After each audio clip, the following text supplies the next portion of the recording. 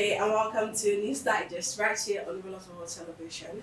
I'm your host, Olade Balara, and today, we'll be examining the growing and diplomatic tension between Nigeria and the United States. Following the recent remarks by the United States President Donald Trump, we threatened, possibly military action in Nigeria. And according to him, the movie's response to alleged genocide and continued killings of Christians in the country. Since the statement, Nigeria has officially, reacted, while citizens in Nigeria and even beyond have continued to express, mixed feelings, some in support and others are in strong opposition. And joining me today on the program is to help us analyze the situation is Mr. Kayode Awolere, a political conflict resolution and international relation expert. Mr. Kayode Awolere, thank you for joining me on the program today. Thank you for having me. Good afternoon. Good afternoon. All right, now let's look into the real deal today. Let's begin by looking at the main issues. How true is or valid is the United States allegation that Christians are being killed and targeted for mass killings on the basis of their faith in some parts of Nigeria? Yeah, I will say without equivocation that this is clearly untrue. We need to put things in the right context. Nigeria is facing high level of insecurity. There are different insurgent groups operating in the country, prominent among which is Boko Haram. Now, when Boko Haram actually started, the killings were targeted at Christians and places of worship, churches. However, within a short space of time, Boko Haram changed its agenda because of the fact that it was not gaining the expected support, especially from some Muslim communities, and because of that, they started targeting the Muslims as well. And there were instances of them going into mosques, killing Muslims, as in worshippers who have gone to the mosque to pray. Sometimes even kidnapping emirs, and all of this continue to go on. And at the time, it was what actually led to the emergence of a splinter group from Boko Haram, that is the Islamic State of West African Province, ISWAP, because ISWAP have an agenda that seek to protect the Muslims and only kill those who are considered to be moderate Muslims and maybe of other religions. So it is not true that the Christians are being deliberately targeted in Nigeria, or there is mass killing of Christians going on. As a matter of fact, both the Muslims and Christians are being killed daily because of the high level of insecurity that Nigeria is facing. We have, apart from Boko Haram, we have commercialized insurgency that is going on. That is banditry. It's a commercialized insurgency. It's a criminalized insurgency. And bandits don't know who is a Christian, who is a Muslim. They engage in indiscriminate killings, wanton destruction of properties, and because it's commercialized banditry, commercialized insurgency. So they do that purposely for economic reasons and not on the basis of faith or on the basis of religion or whoever you are. So, but then you also look at the large-scale violence that are going on in places like Plateau, part of Benue, and these are purely issues of insecurity. And the fact that majority of the people who are living in Plateau State and in Benue are Christians. Definitely, those who will be killed in those states will be Christians. The same thing that is happening in places like Zamfara, Niger State, and Katsina, where bandits are killing people daily. The people that will be killed in such places are likely to be Muslims, because those who live there, majority are Muslims. So it is not true that Christians are being deliberately targeted, as Trump said. President Trump said, about Nigeria. No, Christians are not being deliberately targeted. What Nigeria is facing is purely issue of insecurity that is affecting everyone, irrespective of their religions. All right. So, what do you think? Informed this position of the United States government under President Donald Trump that Islamist militants are killing Christians in large numbers in Nigeria, and that our government is helpless in protecting the Christian population. Well, two things I would say. First is misrepresentation of facts, and two is communication in our gap system. Communication gaps in our communication system. Now, the first one, which has to do with representation or misrepresentation of facts, it is so clear that whatever must have informed this opinion by President Trump and the U.S. government is based on the information they are getting from sources that are not actually valid. And we have also created vacuum. There is a gap in our communication system, but our non-appointment of ambassadors. I don't know what is delaying the appointment of ambassadors by the Nigerian government. So we need to have ambassadors who are representative of the Nigerian government in foreign countries, in foreign land. This ambassador will serve as an interface between the Nigerian government and the government of the host country. So they will be able to help, to address this kind of issues. But when we have created vacuum by not appointing or by delaying with the appointment of ambassadors, we have created a gap in our communication system. So it's a major issue. It created a major lacuna. And I think this is what actually informed this wrong opinion about the Nigerian state, that Christians are being deliberately targeted. So misrepresentation of facts and not having an alternative information to counter whatever wrong facts that they have that misinform them to take this position is what has actually led to where we now find ourselves. Okay, to add to this, Nigerians are asking what exactly this threat means, because some are saying, oh, United States president that they might invade or bomb Nigeria. Well, something okay, United States want to actually come and steal our human resources and all of those things. Because I mean, people are even comparing it with Libya, Iraq, and Afghanistan, saying whenever American says they want to help a country, like they always end up leaving the country more worse. So, what's it called? What could possibly be the motivation, behind the President Trump wanting to come and take the military action in Nigeria? Well, the motivation could be two things. Now, President Trump will be motivated. President Trump or even the U.S. government at its way will be motivated to want to intervene militarily in Nigeria domestic affairs for genuine reason to salvage the situation. That is, taking that the concern is genuine. However, it could also be for economic reasons to further the new imperial agenda of the U.S. government. Now, I will want to align with the second reason, and I will highlight my reasons for that.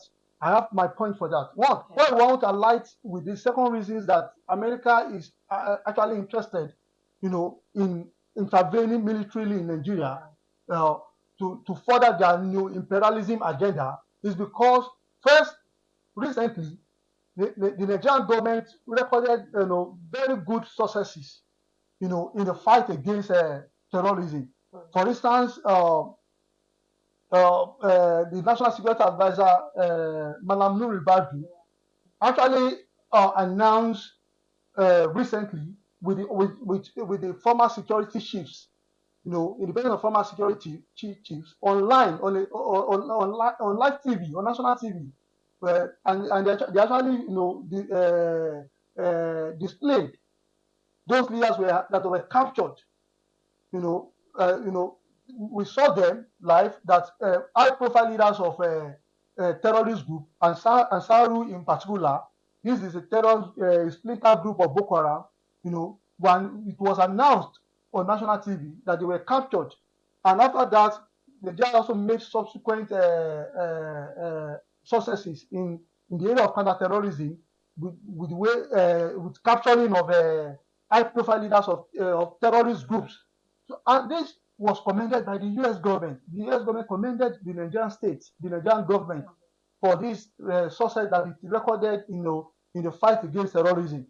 So that is one reason why I would say what changed suddenly within the space of 3 months. when the U.S. government commended the Nigerian government or the success it recorded in capturing high-profile leaders of insurgent group. That is one.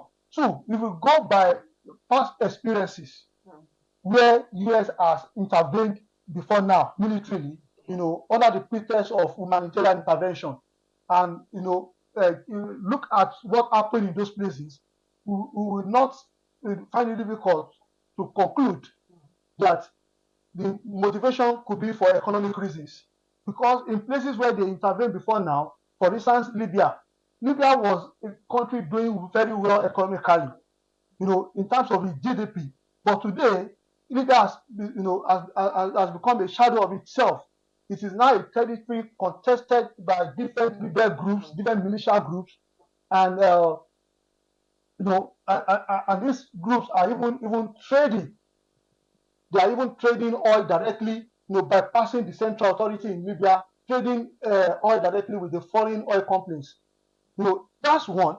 Even in Afghanistan, after 2 decades of military intervention by the U.S. in Afghanistan, the Taliban returned to power, and today there's so much starvation, hunger in Afghanistan.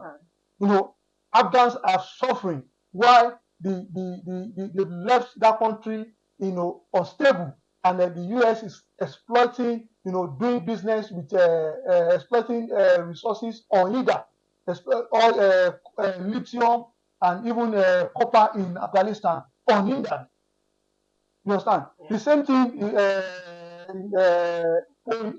post Iraq, post conflict Iraq, where the U.S. is, as the Western interests generally have a sharing formula, a sharing formula, a production sharing formula, that favors them against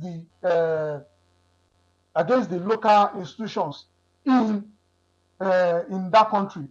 The same thing if you look at DRC Congo. I can go on and on. Even in DRC Congo, the copper and coltan of natural resources of that country is being exploited. That despite the military intervention of the U.S., that place is not stable, and the U.S. and the Western countries are exploiting resources from that country to today. So the economic loot that is going on in those places where there have been military humanitarian intervention, suggests that this could have other the U.S. could have other ulterior motives, as apart from the facade of humanitarian intervention, wanting to salvage the Christians who are being killed. So for me, the motivating factor is purely a neo-imperialist agenda. Some people say because let's look at the recent war going on between Israel and Gaza. Because someone is saying, okay, is because obviously Donald Trump is supporting Israel, and then in his face like this, they bombed the only Christian church in Gaza. So some are saying like they don't think like that even like Christians that much to say he wants to come to Nigeria and help the Christians and all of those things. All right, anyway, let's take a look at another thing. Do you think President Donald Trump should go ahead with the threat of military intervention in Nigeria? I mean, what possible implications or dangers does this present for Nigeria? Yes, should President Trump decide to go ahead with his With the threat, military intervention, yes, I think that's the question. Yes, now, if the possible implications are the implications are far-reaching. Like I've said, this will create further instability in Nigeria. Nigeria currently is experiencing high level of insecurity. And should President Trump decide to go ahead with his military threats, this will further, create instability in Nigeria, worsen the situation, and allow our resources to be exploited unhindered. Don't forget that we have high deposit of natural resources in deposit of natural resources in the north, in the northern part of the country, and We have gold there, we have different natural resources, solid minerals. So should President Trump go ahead with his threat, this will lead to further instability in that area, further disorganize the Nigerian state, destabilize the country, and allow for our resources to be exploited or hindered. And again, in the event that they even decide to end whatever their military intervention, and embark on post-conflict stabilization, the Bretton Woods institutions, the IMF and the World Bank will come in, and this will lead to economic recolonization of the Nigerian states, going by the experiences, in places where they have intervened in the past. I hope you understand what I mean.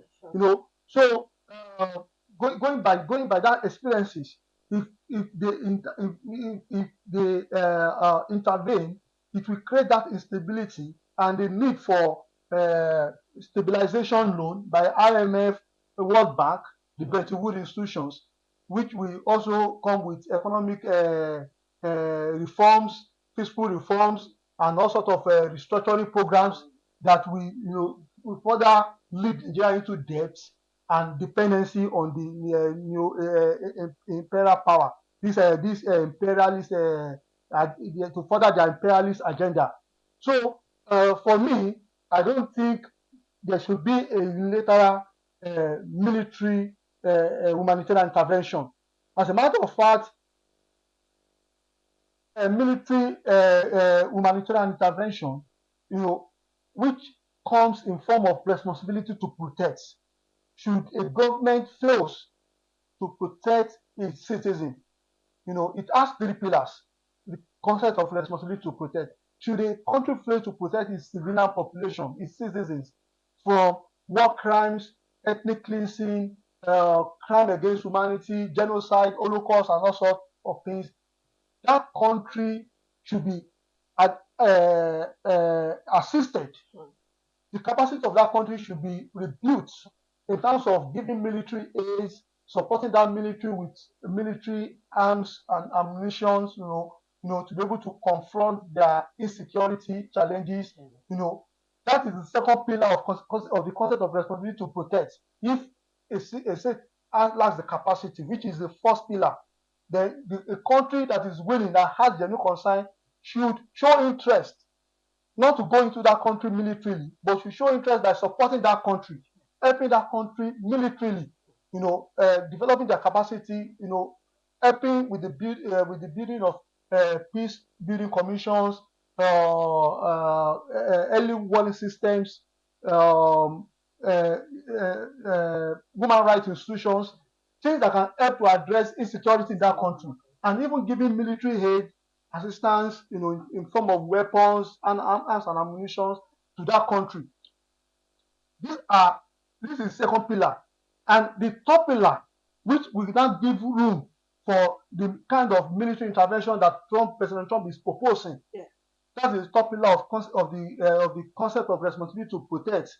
They don't give room for unilateral military intervention in the manner that President Trump is proposing, because that will be open to all sorts of manipulations and abuses.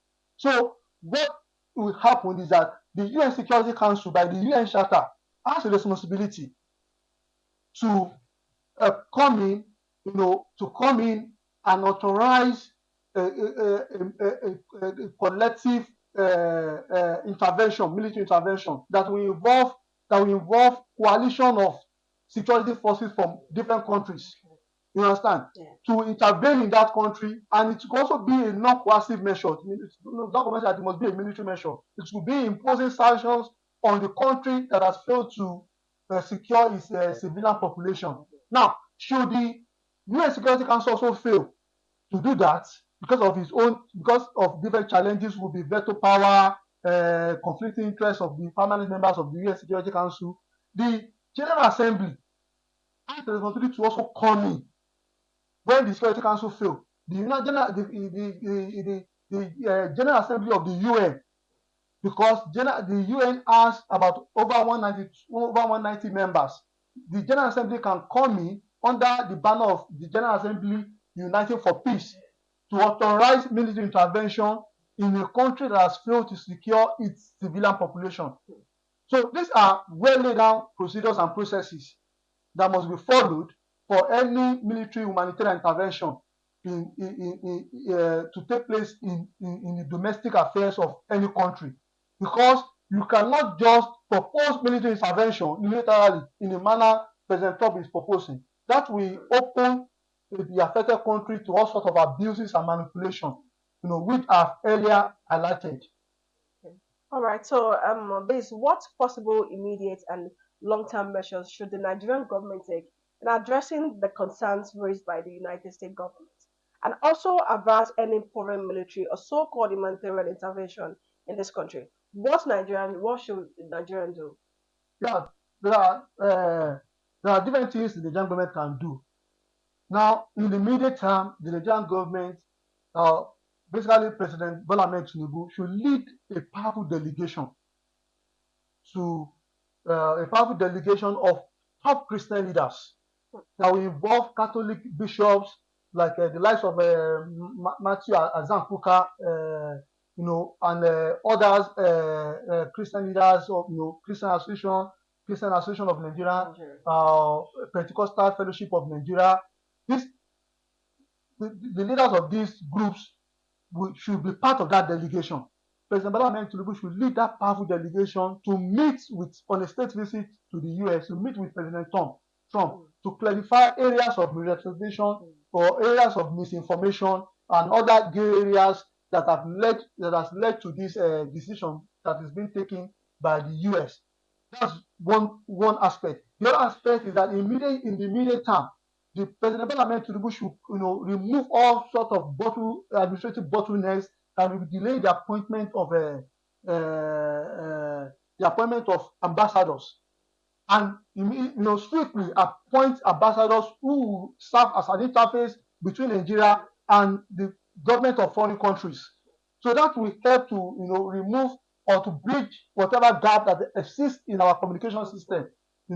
That is in the immediate terms. Now, in the long terms, we should use President Bola Ahmed Tinubu and the Nigerian government, should use that opportunity of state visit to the US to meet with President Trump, to extract long-term commitments from the US government, in support of counterterrorism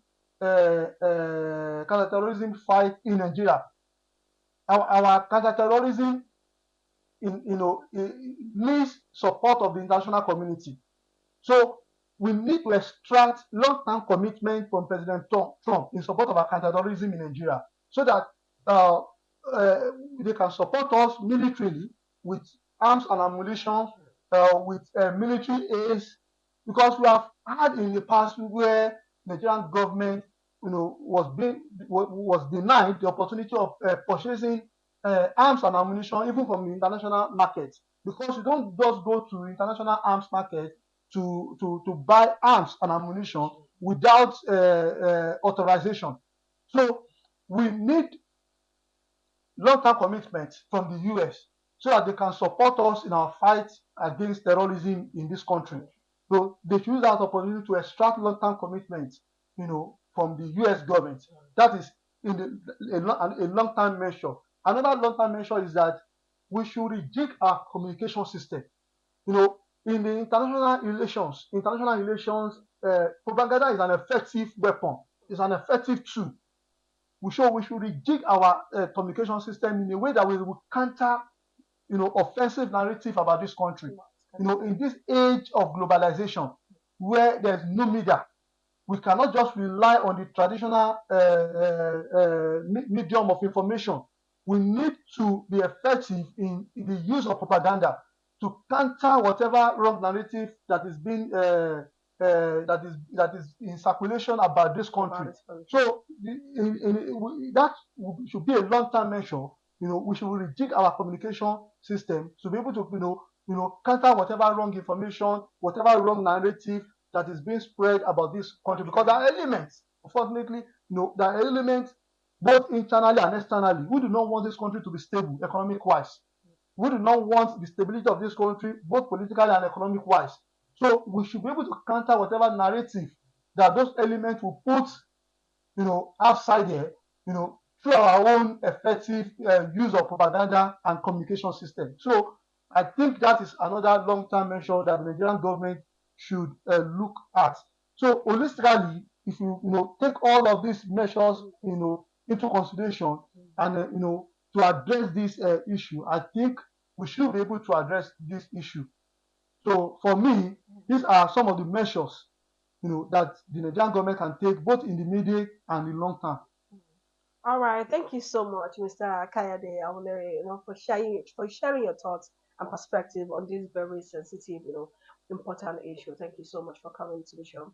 And clearly, this is a time, for Nigeria to take decisive, steps to strengthen internal security, protect all citizens, regardless of religion, and communicate effectively with the international community to correct false, perceptions about, our country. And thank you again for being a part of the show. Thank Yeah, you so yeah, much. thank you for having me. All right, sir. So that will be all for now on News Digest, and you can join us next week for another deep and engaging discussions. I'm Ololade Bolarua, and also you can join us on our social media and to share your thoughts, to share your opinion about what we are discussing right here on Bonus One Television. Thank you so much for watching.